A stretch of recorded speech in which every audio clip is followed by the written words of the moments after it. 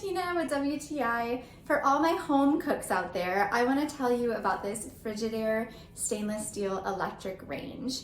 So there's a couple of features that I think are really cool. One is that you have your multi-level heating and your front two burners. So if you just need a small burner for a sauce pot or heating something up, you have that option.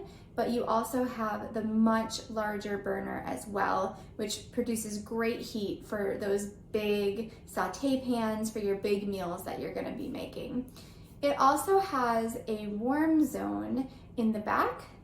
If you have a little something you need to keep warm while you're finishing your meal, there is a designated space for that. So I think that's super cool. The knobs also have a really nice quality feel to them. And for your oven, you've got lots of features, lots of options. So you've got a couple of different convection options.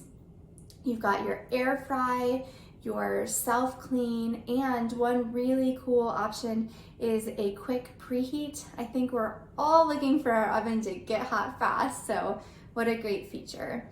I think this is a really nice product, and I hope that you are going to enjoy cooking on it as well. And that's my point of view.